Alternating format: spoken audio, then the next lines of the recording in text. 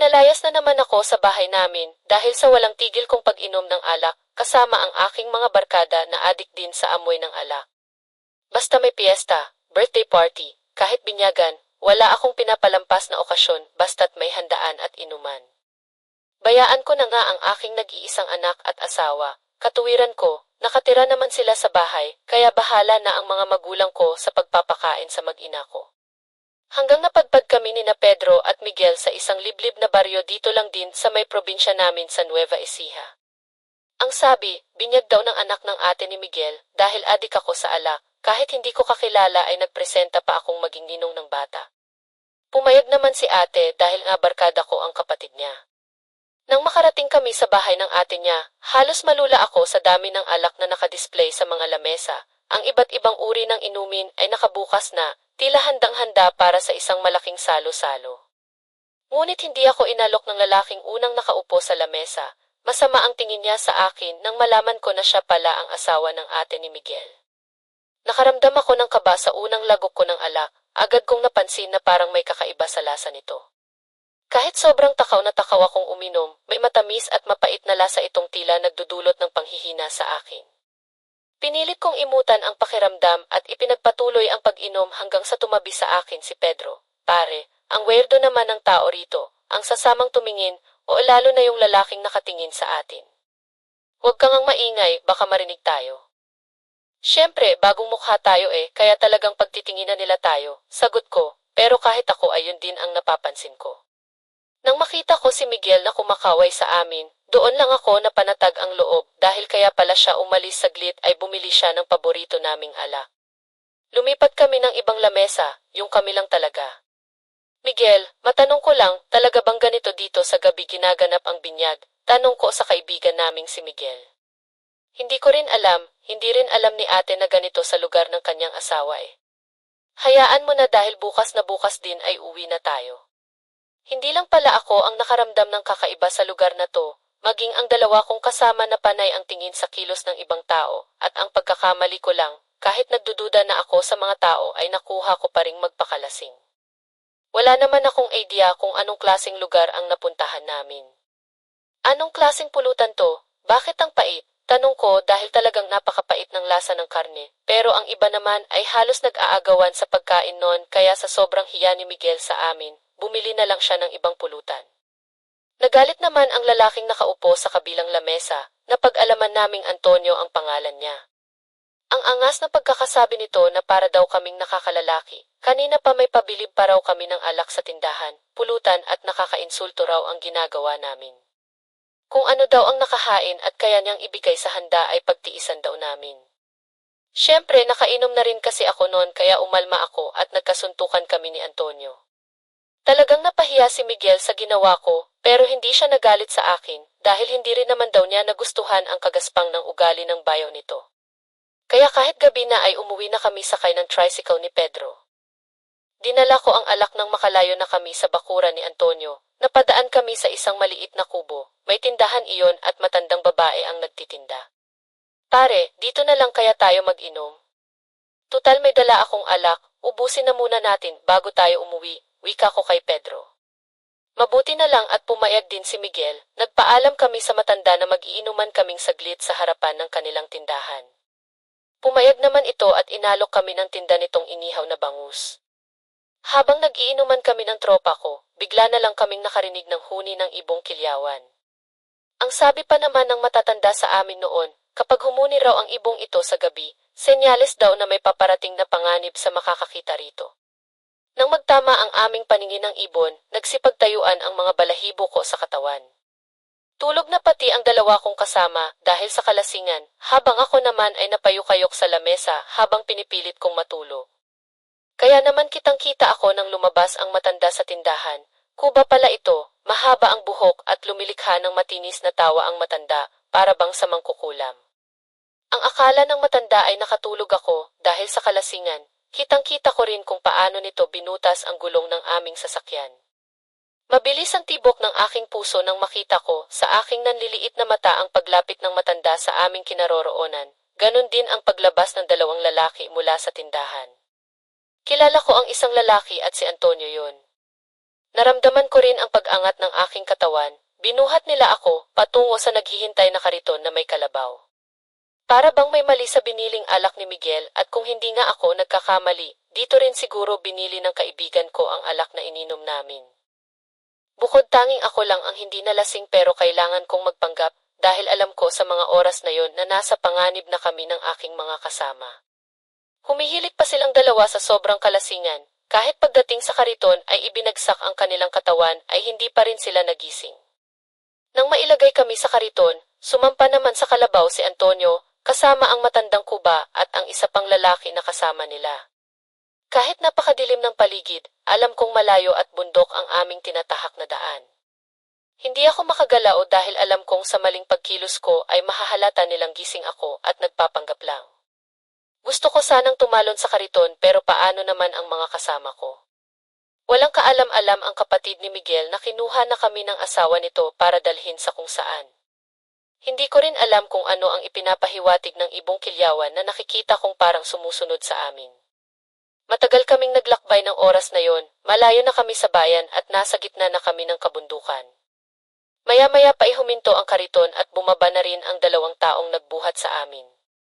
Marami tayong dala ngayon, matagal na kumurin sa ating pangangailangan, tapin ang iba at ako na ang bahala sa lamang loob. Nagsipagtayuan ang mga balahibo ko sa aking katawan nang marinig ko yon mula sa matandang kuba. Tila kami yata ang tinutukoy ng matanda, kaya naman hindi ako mapakali habang nakabaluktot ako ng higa na nadadaganan ng dalawa. Nag-isip ako ng paraan kung paano ko sila matatakasan. Nang makita akong umalis sa pagkakasakalao si Antonio, dahan-dahan akong sumilip sa butas ng kariton. Nakita kong maraming tao ang naghihintay sa malawak na bakuran sa malaking kubo na may upuan sa gitna ay may isang lalaki ang nakatayo. Binabati ito ng mga tao na nagsasabing maligayang kaarawan sa lalaki. Maya-maya pa, lumapit din ang kuba at si Antonio para hugasan ang paa ng lalaki. Habang abala ang mga tao sa pagdiriwang kasama ng matanda, tumalon ako sa gilid ng kariton. Hindi ko napansin na nasa tabi pala nito ang isang bangin. Bigla akong natauhan mula sa kalasingan dahil kung hindi ako agad nakahawak sa putol na sanga ng kahoy, maaaring bumulusok ako pababa. Tumingin ako sa ilalim at nakita ang mababaw na ilog na may malalapad na bato. Habang nakabitin sa sanga ng kahoy, ramdam ko ang pangangalay ng aking mga braso at ang makapal na damo ang bahagyang tumabon sa katawan ko habang hinahabol ko ang aking hininga. Maya-maya ibigla akong nakarinig ng sigaw ng isang lalaki, si Antonio. Napansin siguro niya na wala na ako sa kariton. Hanapin niyo mga inutil, hindi siya pwedeng makatakas kung hindi ay malalaman na nila ang ating mga gawain. Hanggat maaari ibalik niyo ng buhay pero kapag nanlaban, patayin niyo.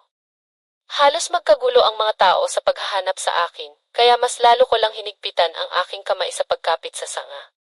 Takot na takot po ako at punong-puno ng pagsisisi. Ipinangako ko sa aking sarili na makaligtas lang ako sa sitwasyong ito ay magbabago na ako, hinding-hindi na ako mag-inom kahit kailan. Pero nawala ang konti kong pag-asa nang makita ako ng matandang babae sa bangin. May ilang kalalakihan ang bumaba sa tabi ko para mayakyat ako sa taas. Desperado na akong makatakas kaya bumitaw ako sa aking pagkakakapit sa sanga ng kahoy. Bumulusok ako sa ilalim ng bangin hanggang sa naramdaman ko na lang ang pagbagsak ng aking katawan sa tubig at tumama ang katawan ko sa ilang mga bato. Pakiramdam ko ng mga oras na iyon ay katapusan ko na. Pinilit kong bumangon kahit nararamdaman ko ang pamamanhid ng binti ko. Pinilit ko pa ring maglakad at nagtago sa ilalim ng batuhan. Napapangiwi ako sa sakit na parang gusto ko ng sukuan.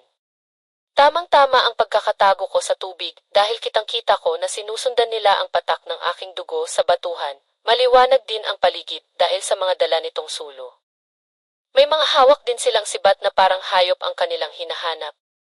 Doon ko nakita ang mga itsura nila sa malapitan. May mga itim na parang uling ang nakapahinga. Dito ko na lamang ang mga humahabol sa akin ay mga taong nakatira sa tribo. Napadasal ako sa mga oras na yon na sana ay hindi nila ako makita sa pinagtataguan ko.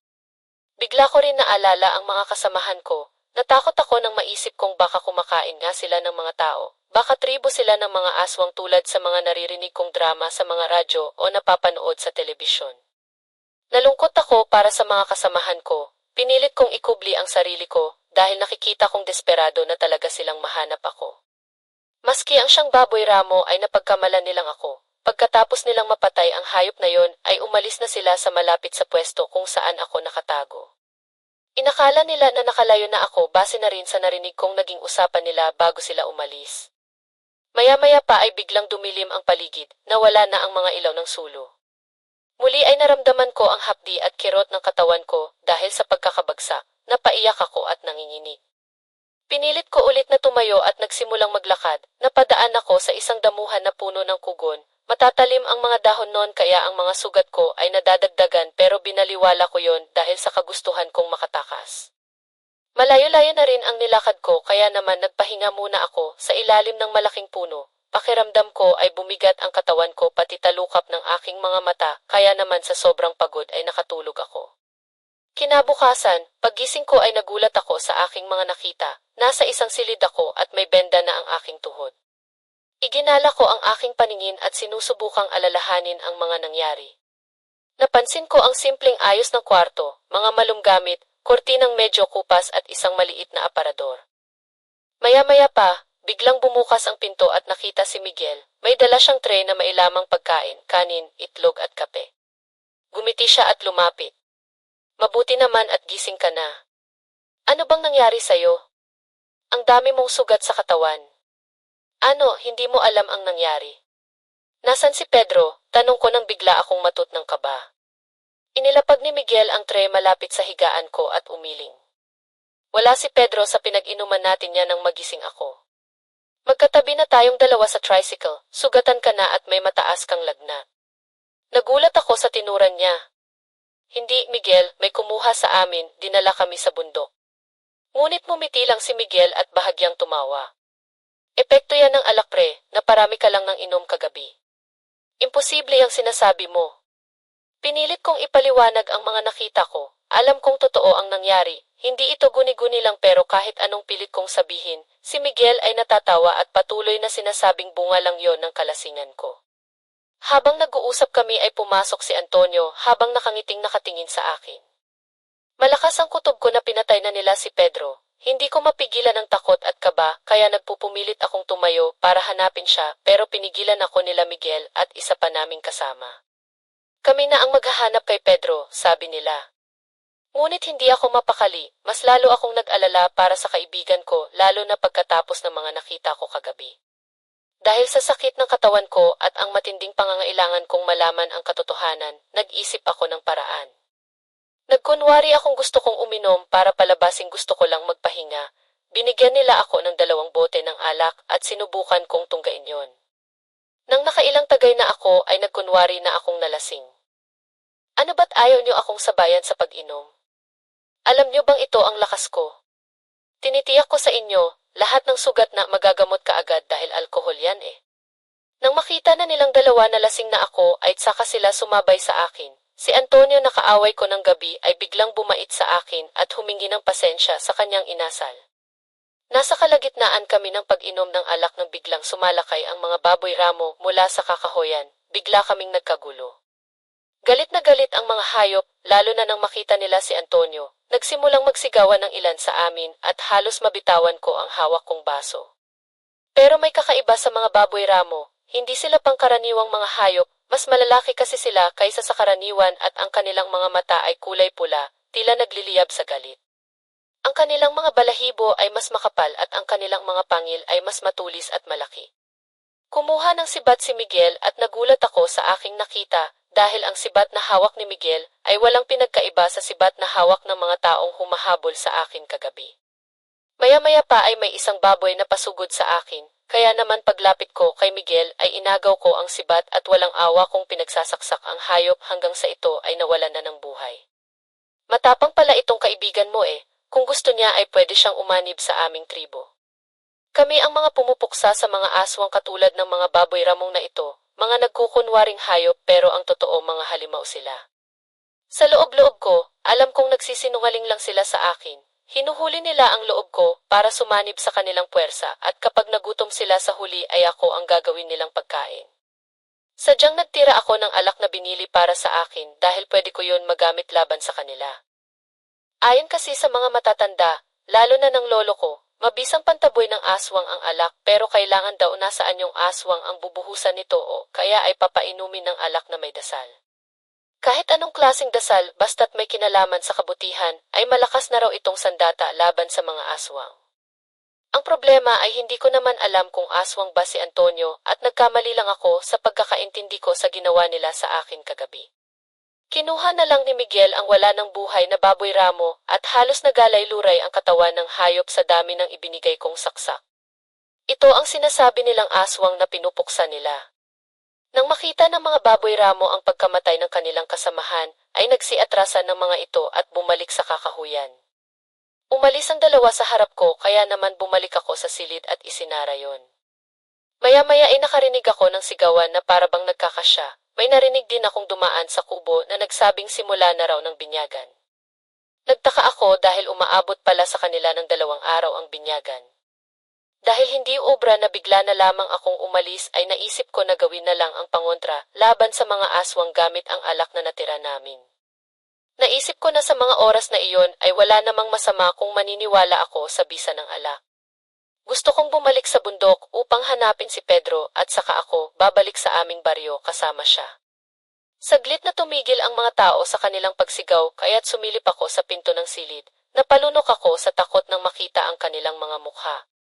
Lahat sila nakatitig sa akin mula sa labas ng pinto, para silang mga gutom na hayop, naglalaway at natatakam. Kahit hindi pa sila tumatapak sa loob, ang ilan sa kanila ay unti-unting lumalapit, parang binabantayan ang bawat galaw ko. Tumunog muli ang ibong kilyawan at kahit araw iyon, alam kong gandang senyales iyon. Tama ang aking plano, sa araw ako kikilos dahil kung gabi, magiging masyadong delikado at walang ilaw akong madadala. Makikita ko ang daan sa liwanag ng araw kaya mabilis akong makakatakas. Dala ang isang bote ng alak, nagkunwari akong lasing habang dahan-dahang binubuksan ang pinto. Alam kong kailangan kong magpanggap ng mabuti, inilipat ko na ang laman ng bote sa maliit na bote na nasa bulsa ko kaya wala ng alak sa loob nito. Nagpaya ko sa paglalakad, parang nawawala ng balance, sa huli, bumagsak ako sa lupa, kunwaring tulog at wala ng malay. May ilang lumapit sa akin pero narinig ko ang boses ni Antonio at sinabing huwag daw akong pakikialaman at narinig ko din ang pagsang-ayon ni Miguel sa sinabi ng kanyang bayaw. Lumuhod ang mga tao kay Miguel, doon ko nalaman na siya pala ang totoong leader. Ang kubang babae ay ang ina ni Miguel, nililinlang niya kami sa pagkakataon ito. Alam ko na kung ano ang totoo, hindi na nila ako mapapaikot pa. Tulad ng inaasahan ay muli nila akong isinakay sa kariton at dinala sa bundok. Bantayan na kasi ninyong mabuti nang hindi na makatakas yan. Ang hirap ng plano namin, kailangan pa nating magpanggap para mapaniwala natin siya na hindi totoo ang kanyang nakikita. Tuwang-tuwa si Miguel habang nagkukwento, tila walang bahid ng konsensya sa kanyang mga salita. Wala akong kaalam-alam na nahulog na kami ni Pedro sa bitag na inihanda ng sarili naming kaibigan. Ang mas masaklap pa, napakarami nilang magkakasama, mga kasama ni Miguel na hindi ko kilala at ang lahat ay nakatingin sa akin na parang mga halimaw. Alam kong wala akong laban sa kanila pero sa kabila ng takot, mas nangibabaw ang kagustuhan kong mailigtas si Pedro. Pilit kong pinakakalma ang sarili ko habang iniisip ang mga susunod kong hakbang. Nang makarating kami ulit sa daang dating pinaghintay, nilapitan ako ng mga kasama ni Miguel. Hindi ko alam kung saan nila ako dadalhin pero agad nila akong pinag-usig akong binubuhat na parang wala akong lakas. Pagkatapos ay dinala nila ako sa isang kubo sa loob ng kagubatan. Hindi nagtagal, iginapos nila ang aking mga kamay sa isang haligi ng kubo. Pakiramdam ko ay wala na akong kawala pero hindi pa rin ako nawala ng pag-asa. Alam kong may paraan pa para makatakas. Muli ay narinig kong nagsalita si Miguel at sinabi sa kanyang mga kasamahan na sa gabi na lang ako bibinyagan. Ito pala ang totoong binyag sa kanila, ang lutuin at kainin ng buhay ang taong magugustuhan nila. Siguro'y patay na nga si Pedro dahil wala akong makitang anumang bakas ng kaibigan ko. Pagsapit ng gabi ay nagising ako dahil nakatulog pala ako nang hindi ko namalayan, masakit din ang tuhod kong may sugat. Maya-maya pa ay biglang bumukas ang pinto at iniluwa doon ang nakangiting si Miguel. Sinabi nitong huwag ko na raw hanapin si Pedro dahil magkikita rin naman daw kami sa kabilang buhay. Sobrang nagalit ako kay Miguel noon. Kahit nakagapos ako ay pilit ko pa ring inaabot ang kanyang katawan para masuntok kahit isa lang pero dahil nakagapos ako, pinagmumura ko na lang siya. Kinuha niya ako sa pagkakagapos ko sa haligi. Inilabas din niya ang punyal at kinalagkad ako hanggang sa maliit nilang entablado. Nakita ko roon ang isang maliit na lamesa, nakapatong doon ang palangganang mailaman ng punong-puno na dugo. Nang makalapit ako ay kinalaga ni Miguel ang mga tali ko sa kamay, pinahiga niya ako sa lamisang nakalagay sa gitna. Lihim ko namang dinukot ang aking bulsa na may alak, nang mapansin kong iniangat ni Miguel ang kutsilyo para saksakin ako. Doon ko isinaboy ang alak sa mukha nito sabay dampot sa sulo. Sinindihan ko ang katawan ni Miguel, mabilis yung nagliyab pero dahil maaga ang ginawang pagbuhos ni Antonio ng tubig sa katawan ni Miguel, kaagad nitong naapula ang apoy. Lahat ay nagalit sa ginawa ko kaya naman tumakbo na ako sa makapal na kakahuyan para iligtas ang aking buhay. Muli na namang nagkaroon ng habulan, pinangunahan ito ni Miguel na hindi ko akalaing siya palang papatay sa amin ni Pedro. Wala ka tatakbuhan. Matutulad ka lang din sa kaibigan na si Pedro. Hindi ako patay, Miguel. Kitang-kita ko ang gulat sa mukha ni Miguel nang dumating si Pedro. May dala itong itak habang may mga benda rin sa katawan. Aalukin kita ng isang duelo kapalit ng kalayaan namin, tig-isang bote tayo, ang makatulog ay siyang talo. Matagal bago nakasagot si Miguel sa hamon ni Pedro, pero pagkalipas ng ilang minuto, tinanggap din niya ang hamon ni Pedro. Alam kong parehong mahina sa alak ang dalawa, kaya halos hindi ako makahinga sa kaba habang pinagmamasdan ko sila. Isang bote ng alak ang ipinasan sa kanilang dalawa, diretso nila itong ininom walang patlang hanggang sa maubos.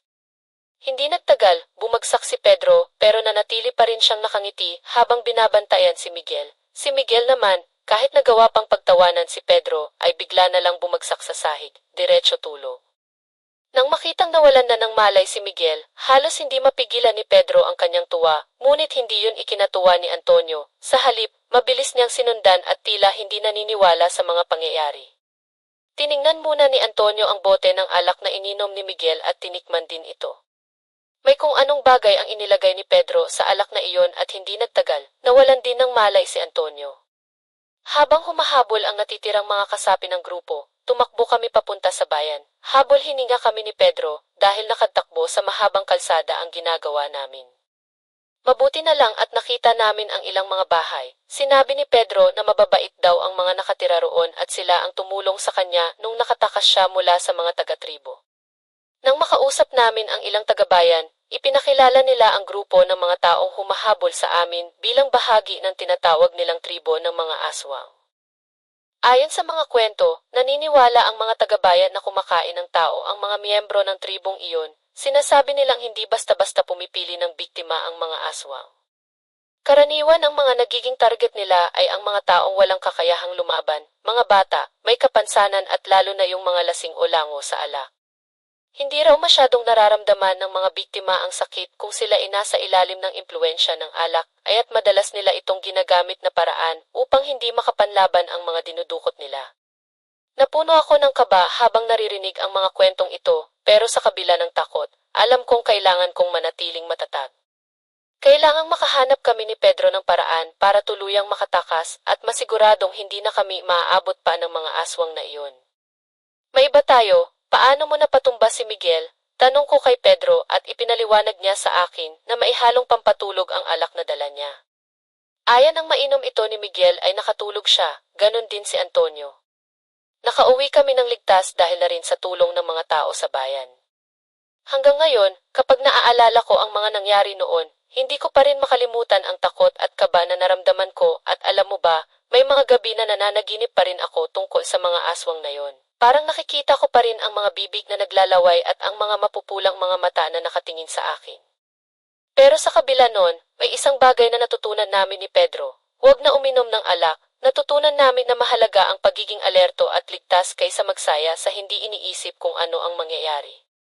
Taong 1,979 sa Aklan, itago na lamang ninyo ako sa pangalang Maria at ito ang aking kwento. Malapit sa malawak na baybayin ng karagatang kanluran, matatagpuan ang aming puok. Ito ay isang maligaya at magandang nayon na naglalaman ng kahangahangang mga tanawin at yaman ng kalikasan. Sa tahimik na lugar na to, may matatagpuan ding nagbabalang ilog na nagbibigay buhay sa amin na ang isang kabuhayan ay ang pangingisda at ang ilog na ito ang malakristal nitong tubig. Ang mga nagkalat na magagandang bulaklak ay nagbibigay ng kapayapaan sa mga taong nais ipahinga ang isip at katawan sa magulong takbo ng mundo. Ngunit sa kabila ng kagandahan at kapayapaang ito ng ilog ay iniiwasan ito pag sumasapit na ang gabi. Ayon kasi sa mga kwento ay may nagtatagong isang mahiwagang sikreto ito. Kapag sumasapit ang dilim, mayroon daw kasing portal sa ilog at daanan ito ng mga maligno at ibang nilalang na galing sa kabilang mundo.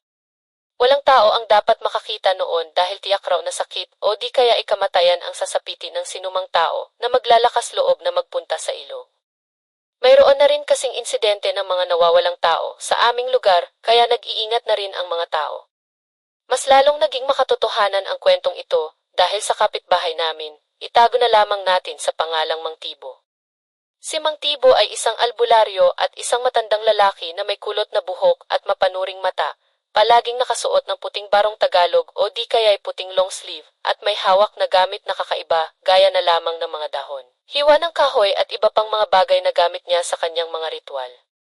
Kilala siya sa kanyang kakayahan na magaling magtawas at gamutin ang iba't ibang uri ng sakit sa pamamagitan ng mga tradisyonal na paraan at marami sa kanyang mga natawas ay nakakuha daw umano ng mga sakit mula sa sumpa ng mga engkanto sa ilog. Marami ang naniniwala sa kanya dahil halos lahat naman ng kanyang ginagamot ay gumagaling sa kanilang mga karamdaman kapag pinapainom niya ito ng mga herbal o kaya inoorasan.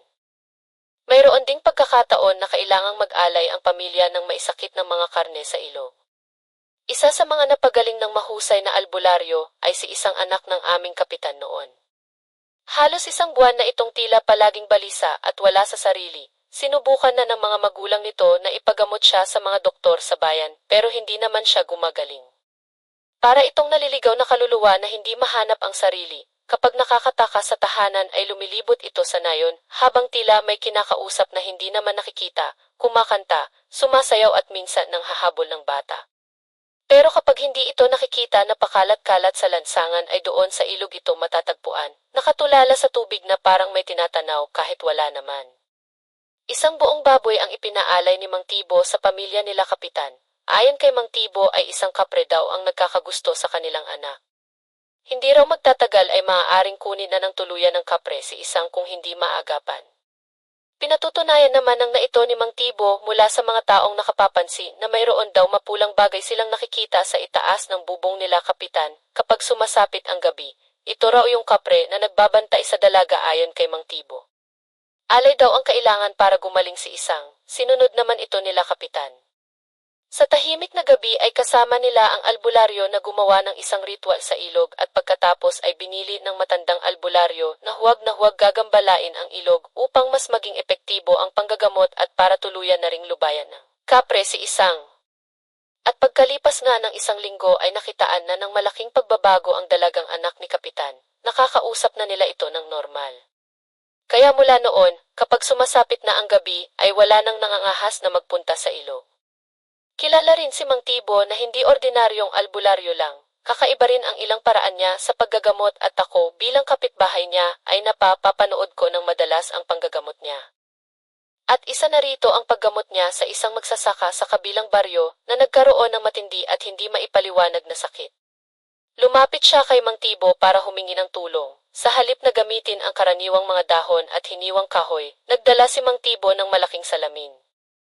Ipinakita niya sa magsasaka ang salamin at sinabi dito, sa salamin makikita mo ang tunay na dahilan ng iyong sakit. Sinimulan ni Mang Tibo ang isang ritual kung saan itinutok niya ang salamin sa mukha ng magsasaka at nagsimulang magsalita ng kakaibang mga panalangin. Sa paglipas ng oras ay tila napaatras ang magsasaka nang mapansing sa salamin ang kanyang refleksyon na may kasamang maitim na figura. Nalaman ni Mang Tibo na mayroong itinatagong hinanakit o sama ng loob ang magsasaka at ito ang umakit sa itim na nilalang na iyon para malapitan at hindi lubayan hanggat hindi nito naubos ang kanyang lakas. Ayon sa kwento ng magsasaka ay nakaaway daw nito ang isang kamag-anak sa isang usapin tungkol sa mga alaga niyang hayop tulad ng kambing at mga manok. Hindi na sinabi ng pasyente kung ano ang usaping iyon, basta ang natatandaan ko ay sinabi ni Mang Tibo na kailangan nitong mag-alay ng isang buhay na kambing sa tabing ilog daw ito doon bago magtakip silim upang ang itim na nilalang ay maibaling ang atensyon sa karne ng kambing at pagkatapos ay pinayuhan ng magsasaka, napakawalan na ang lahat ng kanyang hinanakit at matutong magpatawad sa kapwa. Kaya nga mas lalong hinangaan at nirerespeto itong si Mang Tibo sa amin at sa karatig pook dahil hindi lamang pagpapamahusay sa katawan ng kaya niya. Nakakagamot din kasi siya ng kaluluwa at nakapagtuturo ng mabuting asal para sa mga taong nakalilimot na. Kaya rin niyang gamutin ang usog o yung malakas na mainit na hininga o pagtitig at pagpasa ng taglay na malakas na puwersa na maaaring magdulot sa tao ng pananakit ng tiyan, pagduduwal at sasakit ng ulo. Ang mga pinaghihinalaang nabarang o nakulam ay sa kanya rin madalas dalhin. Napanood ko rin ang gamutin niya ang isang pasyente niya na binarang, hilot at pagpapainom ng mga herbal na halaman ang hatol niya sa babaeng binarang. Kitang-kita ko ang mga insekto na lumalabas mula sa bibig, tainga at ilong ng babae habang ginagamot siya ni Mang Tibo. Mayroon ding mga lumobo ang tiyan na dinadala at himalang napapagaling ng mahusay na albularyo. Ngunit ang isa sa hindi ko malilimutang pasyente ni Mang Tibo ay ang kababata kong si Pablo.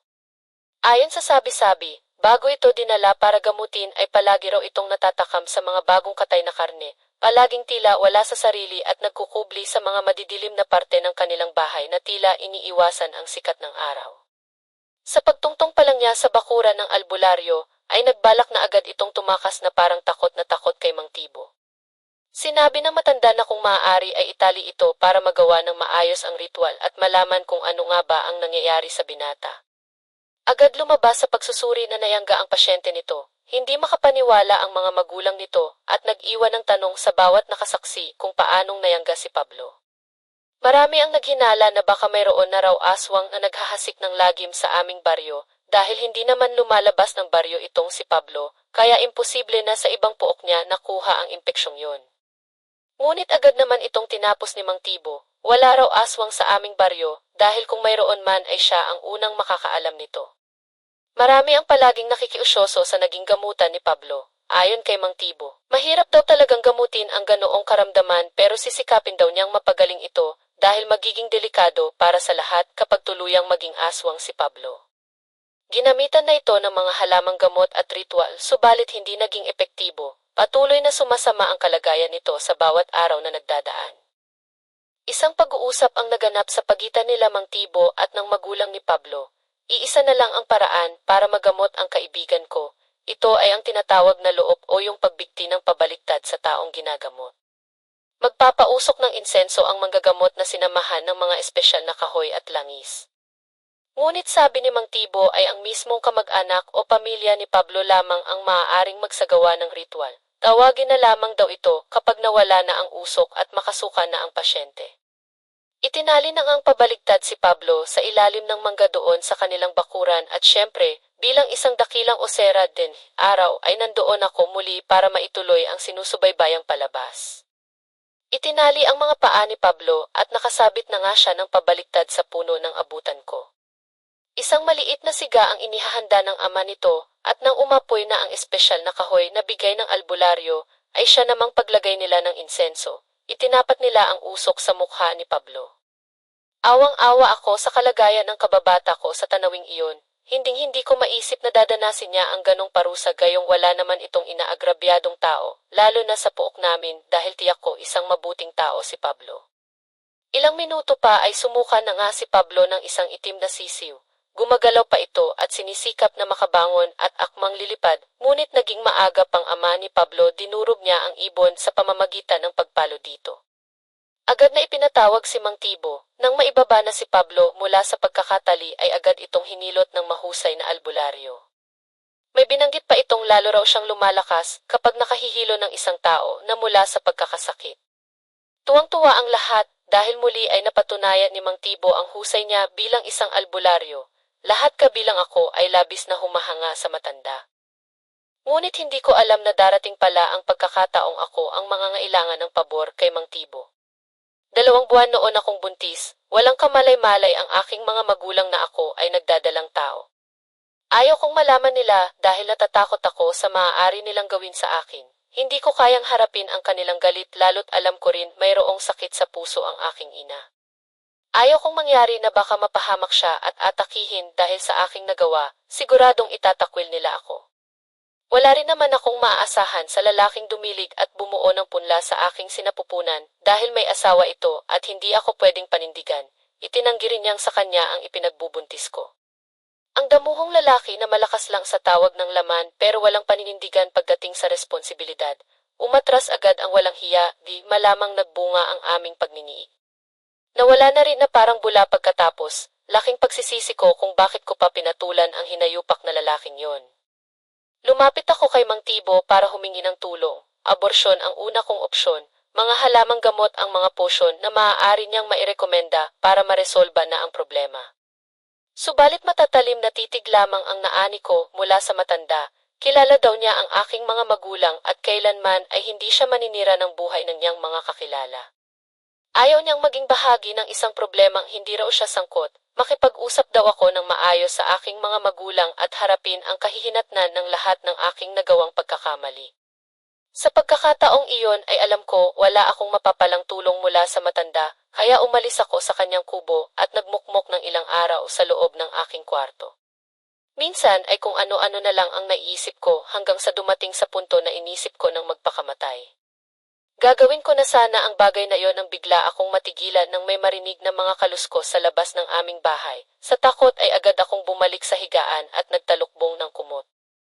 Magmula noon, halos tuwing gabi ay hindi na ako pinatutulog ng mga kakaibang kaluskos. Nakakaramdam din ako ng kakaibang init sa katawan kaya pabaling-baling ako sa higaan. Ang napapansin ko ay may mabigat na bagay na parang nakadapo sa bubong namin na agad ding nawawala kasabay ng malakas na tunog ng papalakas na pagaspas ng animoy malalaking pakpak. Hindi lang ako ang nakapapansin nito dahil maski pala sila tatay ay alam na may umaali-aligid sa aming bakuran tuwing sumasapit ang gabi. Agad ay inilapit nila kay Mang Tibo ang nangyayaring ito sa amin. Hindi ako sumang-ayon nung una dahil baka mabisto ako sa aking sikreto at ipagkanulo ako ng matandang albularyo. Hindi ako makatingin kay Mang Tibo maski panay ang daldal ni nanay na baka aswang ang nilalang na pabalik-balik sa amin at gumagawa ng mga kakaibang ingay na yon. Nakapagtatakang itinanggi yon ni Mang Tibo at sinabing wala namang dahilan para puntahan kami ng aswang sa aming kubo, maliban na lang kung mayroong maisakit sa amin o di kaya na may buntis. Napalunok ako bigla nang sabihin ito ni Mang Tibo. Inihanda ko ang aking sarili pero makalipas ang ilang minuto ay nagpaalam na ang aking mga magulang sa matanda. Hindi niya sinabi ang aking sikreto bagos ay sinabing baka mayroon lamang ligaw na hayop o kaya isang magnanakaw na baka nanik sa amin tuwing gabi, kaya pinayuhan na umano ay mag-ingat na lang kami. Lumipas ang mga araw, 4 na buwan na ang tiyan ko, pero hindi ko pa rin nasasabi ito sa magulang ko. Halos gabi-gabi akong umiiyak dahil sa iniisip na kahihiyang maaari kong maranasan, lalo't hindi ko maitatago ng matagal ang aking kalagayan. Pumunta ako sa ilog para doon ihinga ang lahat ng mga problema ko. Ang mga bulaklak doon ang nakapagpagana ng loob ko at doon ko naisip na siguro'y wala na akong magagawa kundi ang tanggapin ang aking kapalaran at pagbayaran kung ito man ay isang pagkakamali na dapat itama.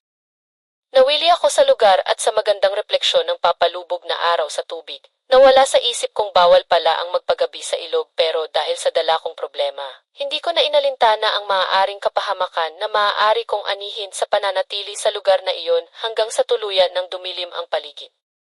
Uuwi na sana ako pero bigla akong natigilan ng marinig ang mga kaluskos na tila may paparating. Nagtago ako sa mataas na damo dahil alam ko sa aking daraanan ay maaari kong makasalubong ang paparating kung sino man yon. Maya-maya pa ay napagtanto kong si Mang Tibo ang paparating. Agad itong pumwesto sa isang bahagi ng ilog at nagpalinga bago may inilabas sa bulsa na maliit na bote. Naghubad ito ng suot na barong at hindi katagalan ay nakita kong nagpapahid ito ng langis sa kanyang kilikili at tuhod habang tila inaawit ang isang inkantasyon na hindi ko maunawaan. Ngunit bigla itong tumigil sa kanyang ginagawa at tila nakaramdam na mayroong mga matang nakamasid sa kanya. Sinubukan kong lalo pang isiksik ang sarili sa damuhan pero parang dagundong ng kulog ang kanyang tinig ng tanungin kung sino nga ba akong pangahas na naroon pa sa ilog ng ganong oras. Lumabas ako at labis ang kanyang pagkagulat nang makita at makilala ako. Anong ginagawa mo dito sa ilog? Agad niyang tanong at nang hindi na niya inasahang sasagot pa ako, ay sinabi niyang umuwi na ako dahil delikado na ang ilog lalo na sa isang tulad ko. Hindi ko po alam kung namalikmata lamang ako pero napansin kong tila naglaway ito ng mapansin ng maliit na umbok sa aking tiyan. Agad akong lumayo dahil napansin kong tila nag-iba ang kilos ng matanda. Kinabukasan, habang sinisilip ko mula sa bahay ang kapitbahay kong albularyo, ay balik sa normal ang lahat. Isang katok ang narinig ko sa pinto pagkaraan ng ilang minuto, na pagbuksan ni Nanay Simang Tibo, nais daw akong makausap. Hinarap ko naman siya, nakiusap siyang huwag ipaalam sa iba na nagpunta siya sa ilog kagabi. Tinanong ko siya kung bakit ito naroon sa ilog at kung ano ang ginagawa niya roon gayong ito naman ang nagpakalat na mayroong mga engkanto o maligno sa puok na iyon kapag sumasapit na ang gabi na hindi dapat ginagambala ng mga tao. Ang sabi nito ay nagpapadali sa ilamang siya ng kanyang kakayahan na kinakailangan sa kanyang panggagamot. Sumang-ayon ako sa kanya pero may kapalit at tinanggap niya iyon ng walang sabi-sabi. Nangilid ang luha sa aking mga mata habang nakahiga at nakatitig sa maliit na bote ng pampalaglag sa ibabaw ng lamisa sa tabi ng kama ko.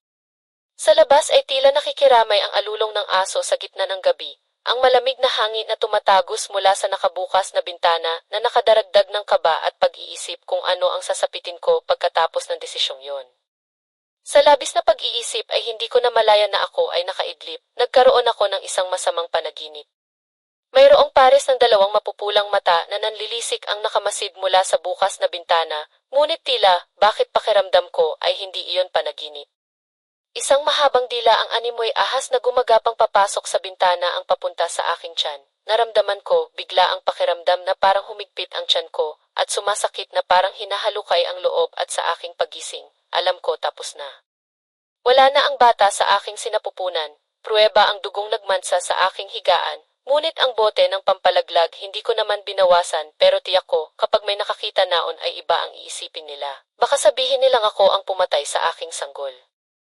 Marahan akong tumayo at sinubukang maglakad para humingi ng tulong kay Mang Tibo. Maingat akong lumabas sa takot na magising ang aking mga magulang at mabisto ako sa aking kalokohan. Bitbit ko ang maliit na botelya ng gamot, kumatok ako sa bahay ng albularyo at umaasang magagamot ako nito sa nararamdaman kong sakit at panghihina.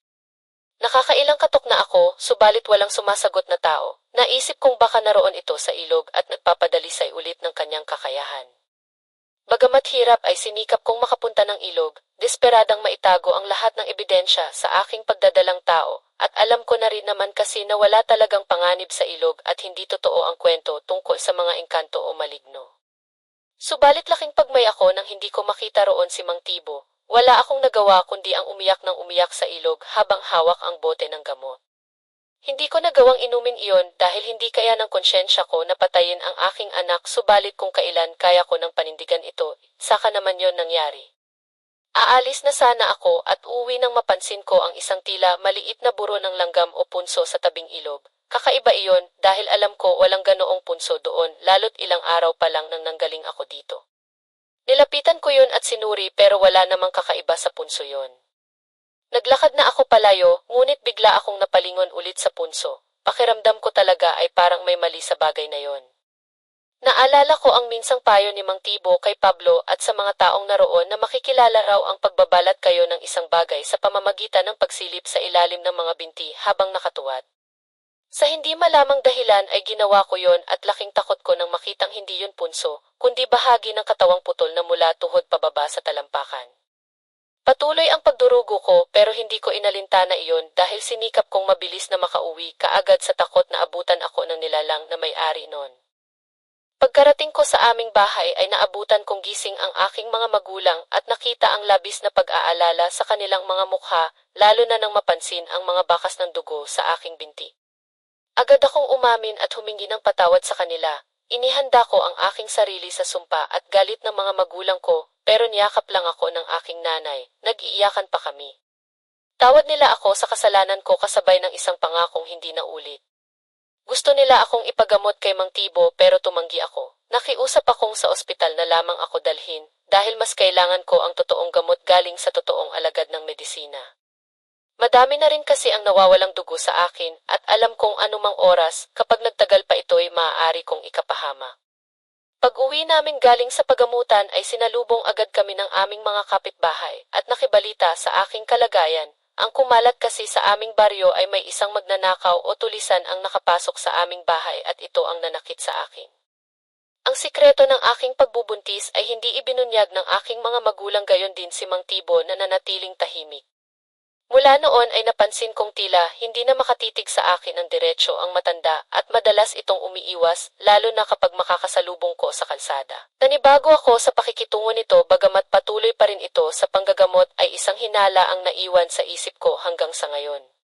May pakiramdam akong hindi isang panaginip ang nakita kong nilalang sa labas ng bintana na naging dahilan ng pagkalaglag ng aking ipinagbubuntis. Sigurado ako dahil pinagtagpi-tagpi ko ang lahat ng mga kababalaghan at kakaibang nangyayari sa aming baryo.